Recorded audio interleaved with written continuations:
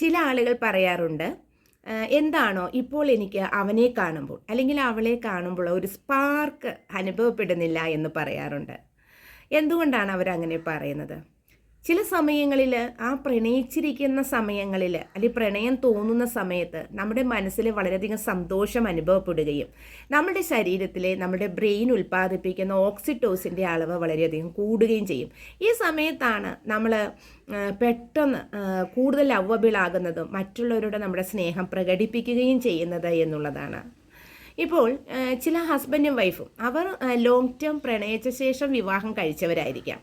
അപ്പോൾ ആ പ്രണയത്തിൻ്റെ സമയത്ത് അവരിലുള്ള ഓക്സിറ്റോസിൻ്റെ അളവ് കൂടുതലായിരുന്നു. അതായത് അതിതീവ്രമായ സ്നേഹം അവരുടെ ഇടയിൽ നിലനിന്നിരുന്നു എന്നുള്ളതാണ്. അതായത് പരസ്പരം കാണാൻ തോന്നുന്നു, ആശയങ്ങൾ ഷെയർ ചെയ്യുന്നു, ഒരു നിമിഷം പോലും കാണാതിരിക്കാൻ വയ്യ. പക്ഷേ പ്രണയത്തിന് ശേഷം അവർ എപ്പോഴും 24 hours നമ്മുടെ കൂടെ ഉണ്ടാവുകയാണ്. അപ്പോൾ സ്വാഭാവികമായിട്ടും ഒരു വിരസത വരും.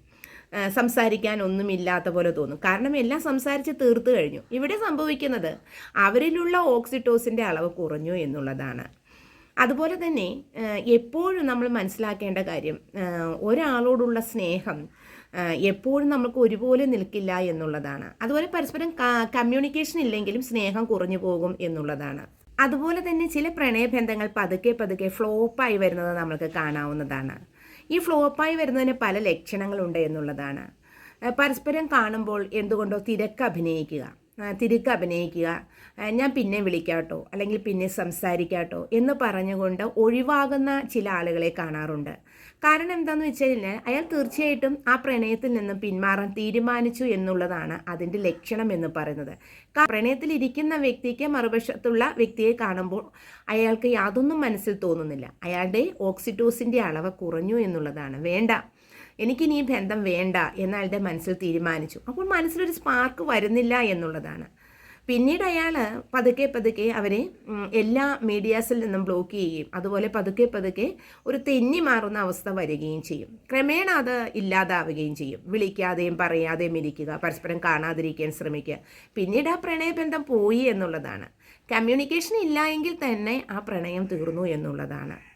അപ്പോൾ നിങ്ങൾക്ക് എല്ലാ കാര്യങ്ങളും മനസ്സിലാക്കാൻ നല്ല കഴിവുള്ളവരാണ്. അപ്പോൾ ഒരാൾ നമ്മളെ നെഗ്ലക്റ്റ് ചെയ്യാൻ, ഒഴിവാക്കാനായിട്ട് ശ്രമിക്കുന്നു എന്നുള്ളതിൻ്റെ ലക്ഷണം നമ്മൾക്ക് തന്നെ സ്വയം കണ്ടെത്താവുന്നതാണ്. ഇപ്പോൾ അവൻ എന്നെ വളരെയധികം സ്നേഹിക്കുന്നില്ല, പണ്ടത്തെ പോലെ എന്നെ കെയർ ചെയ്യുന്നില്ല, ഇതൊക്കെ നമ്മുടെ പരാതികളാണ്. പക്ഷേ ഈ പരാതികളെല്ലാം വെച്ചുകൊണ്ടിരുന്നു കൊണ്ട് നിരാശപ്പെട്ടിരുന്നിട്ട് കാര്യമില്ല. കാരണം നമ്മൾ ഫ്ലോപ്പായി വരുന്നതോറും നമ്മുടെ ലൈഫാണ് പോകുന്നത്. നമ്മളൊരു സെൽഫ് വർത്ത് കീപ്പ് ചെയ്ത് മുന്നോട്ട് പോവുക മാത്രമാണ് ഇതിനൊരു ഉപാധി എന്ന് പറയുന്നത്. കാരണം ഒരാൾ നമ്മളെ സ്നേഹിച്ചില്ലെങ്കിൽ അയാൾ തിരിച്ച് നമ്മളുടെ അരികിലേക്ക് വലിച്ചടിപ്പിച്ചു കഴിഞ്ഞാൽ അത് വളരെ കുറവ് കാലഘട്ടം മാത്രമാണ് ഉണ്ടായിരിക്കുക എന്നുള്ളത് മനസ്സിലാക്കുക. കാരണം ഉദാഹരണത്തിന് ഒരു കുട്ട നിറയെ മാങ്ങ വെച്ചിരിക്കുകയാണ് പഴുപ്പിക്കാനായിട്ട്. അത് ഇഞ്ചെക്റ്റ് ചെയ്ത് പഴുപ്പിക്കുന്നത് പോലെയാണ് മറ്റുള്ളവരുടെ മനസ്സിലേക്ക് നമ്മൾ സ്നേഹം ഇട്ടുകൊടുക്കുന്നത്. ഒരിക്കലും അങ്ങനെ ചെയ്യരുത്. നമ്മുടെ അരികിലേക്ക് വരുന്ന സ്നേഹം സ്വീകരിക്കുക എന്നുള്ളതാണ്. അപ്പോൾ പണ്ടത്തെ പോലെ നിങ്ങളെ കാണുമ്പോൾ ആർക്കും ഒരു സ്നേഹത്തിൻ്റെ സ്പാർക്ക് വരുന്നില്ല എങ്കിൽ തീർച്ചയായും മനസ്സിലാക്കുക, അവരുടെ ഉള്ളിൽ നമ്മളെ കാണുമ്പോൾ ഒരു ഓക്സിറ്റോസിൻ എന്ന ഹോർമോൺ ഉൽപ്പാദിപ്പിക്കുന്നില്ല എന്നുള്ളത്. നമ്മളത് മനസ്സുകൊണ്ട് ഉൾക്കൊള്ളുകയും ആ സ്നേഹത്തിൽ നിന്നും പിന്മാറുകയും ചെയ്യുക, അവരെ അവരുടെ വഴിക്ക് വിടുക എന്നുള്ളതാണ്. നമുക്കൊരു പക്ഷേ അവരെ ഒട്ടും യോജിച്ചതായിരിക്കില്ല എന്നുള്ളതാണ്.